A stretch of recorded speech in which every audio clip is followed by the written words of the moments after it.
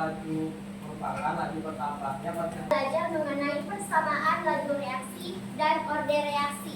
Adapun tujuan pembelajaran kita pada hari ini adalah peserta didik mampu menuliskan dan menentukan persamaan laju reaksi serta order reaksi. Coba kalian perhatikan gambar di atas. Di atas itu ada dua gambar. Yang gambar pertama itu ada makanan yang kita simpan di dalam kulkas, dan gambar yang kedua itu ada makanan yang kita simpan di luar kulkas atau pada suhu ruang. Menurut kalian, mana makanan yang lebih cepat busuk? Ya, gambar yang keberapa? Yang kedua, benar. Ada yang bisa menyebutkan alasannya kenapa? Katakan. Ya, benar. Karena dipengaruhi suhu ruang. Pada gambar kedua, itu dia lebih cepat busuk karena dia disimpan di dalam suhu ruang. Pada suhu ruang. Maksudnya itu kalau misalkan makanan yang kita simpan pada luar ruangan itu dia lebih cepat busuk karena tumbukan antara partikel zat bakteri dengan zat pada makanan itu dia lebih cepat bertumbuh karena pada suhu tertinggi. Makanya lebih cepat terjadi pembusukan. Sedangkan pada makanan yang kita simpan di dalam kulkas itu dia lebih cepat busuk karena tumbukan antara zat bakteri dengan zat makanannya itu lambat karena dipengaruhi suhu yang dingin atau suhu rendah. Makanya makanannya itu dia lebih lama mengalami pembusukan dibandingkan dengan makanan yang kita taruh di luar. Kita akan mempelajari mengenai laju reaksinya. Tadi itu dipengaruhi oleh suatu laju reaksi yang namanya suhu. Nah, sekarang sebelum kita memasuki pembelajaran itu, kita pengen tahu dulu persamaan dari laju reaksi tersebut. Oke? Nah, jadi hari ini kita akan pelajari mengenai persamaan laju reaksi dan order reaksi. Pertama, kita harus mengetahui dulu persamaan laju reaksi. Nah, jadi persamaan laju reaksi ini adalah pada umumnya tidak dapat dinyatakan hanya dari persamaan reaksi, namun bisa dinyatakan setelah dilakukan suatu eksperimen. Contohnya, di atas itu ada suatu reaksi A ditambah 2B itu menghasilkan 3C. Maka persamaan laju reaksinya itu bisa kita tuliskan dengan V sama dengan K konsentrasi A pangkat M dikalikan dengan konsentrasi B pangkat N. Nah, yang dimana P itu adalah laju reaksi, K itu adalah tetapan laju reaksi, M itu order reaksi terhadap A, N itu order reaksi terhadap B.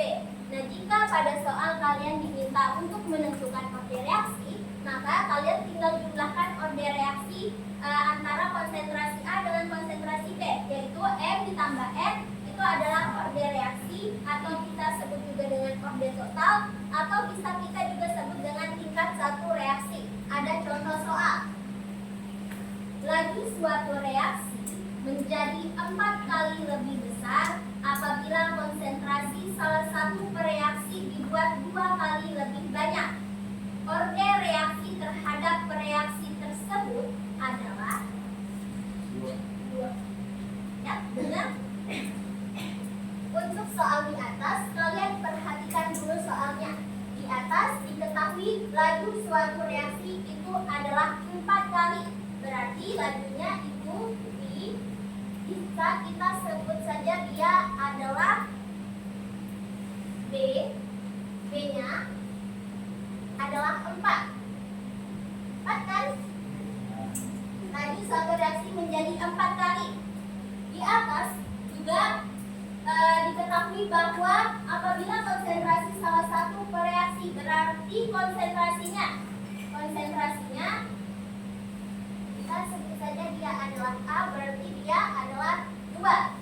Nah, kita langsung menentukan saja apa order reaksinya. Kita bisa masukkan dia A orde.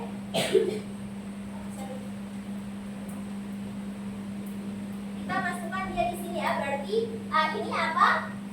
2. Betul. 2 orde sama dengan B. B-nya berapa? 4. Orde itu bisa juga kita misalkan dia sebagai huruf. Mungkin bisa saja kita misalkan dia adalah M. 2 pangkat M sama dengan 4.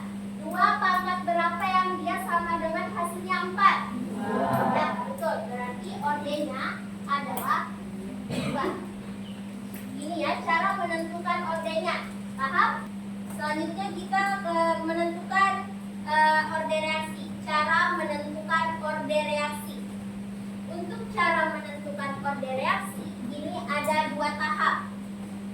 Tahap yang pertama adalah jika tahap-tahap reaksinya itu dia diketahui, maka orde reaksi itu dia sama dengan koefisien tahap yang paling lambat. Ingat, orde reaksi itu dia sama dengan koefisiennya tahap yang paling lambat. Contohnya, di atas ada reaksi 2H2 ditambah 2NO menghasilkan 2H2O ditambah NO. Dan pada soal di atas itu dia mempunyai tahap reaksi sebagai berikut. Lihat, reaksi di atas itu ada reaksi lambat dan ada reaksi cepat. Pada soal dia sudah diketahui, dia ada yang lambat dan ada cepat. Nah, pada yang lambat, pada reaksi yang lambat itu ada 2NO ditambah H2 menghasilkan N2O ditambah H2O. Dan juga ada reaksi yang cepat, yaitu NO2 ditambah H2 menghasilkan H. Ada yang bisa menuliskan dengan silakan. Itu bisa dihapus dulu ya.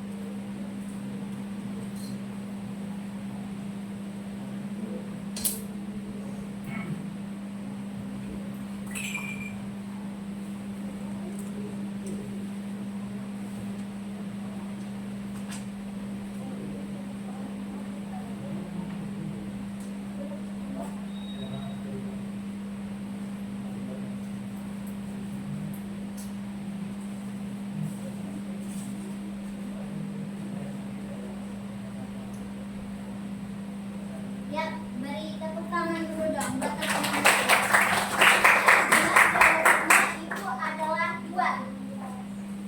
Di sini 0,5 kali berapa yang dia bisa menghasilkan 2? Itu adalah dikalikan dengan 4. Maka untuk A-nya itu kita tuliskan dia dengan 4. Di sini I dari data pada tabel itu adalah 2 dan 32. Yaitu 2 kali berapa yang bisa menghasilkan 32, yaitu 2 dikalikan dengan 16. Nah, kita tinggal masukkan untuk A atau konsentrasinya itu kita tuliskan dengan 4, pangkat orde sama dengan B. B itu adalah lajunya itu adalah 16. Jadi kita tuliskan 16 di sini. Atau orde itu juga kita bisa misalkan dia dengan huruf yaitu M, atau juga bisa dengan huruf yang lain atau N. Berarti 4 pangkat M sama dengan 16. 4 pangkat berapa yang dia bisa menghasilkan 16? Berarti 4 pangkat 2. Berarti M itu adalah 2. Silahkan kalian duduk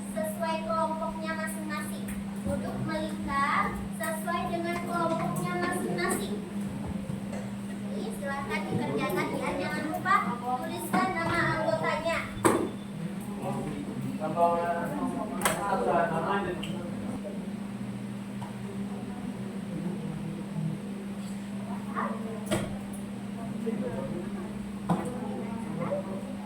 Kerjakan ya, beri jangka pendeknya.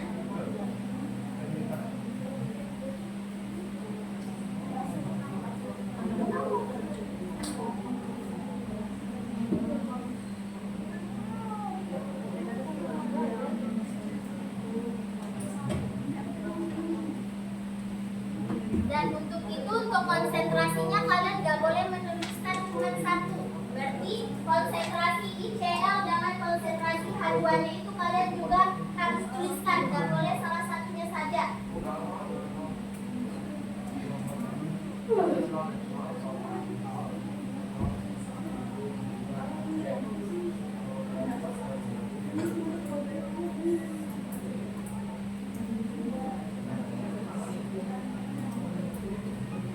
Dikerjakan jangka pendek ya.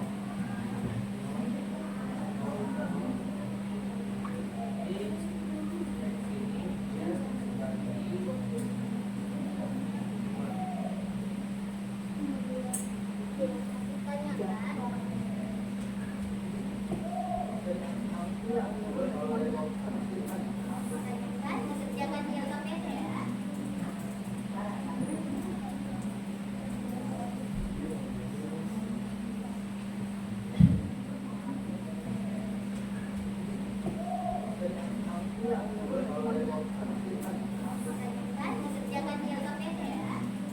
Oke, yang sudah selesai silahkan kumpul di depan untuk LKPD-nya.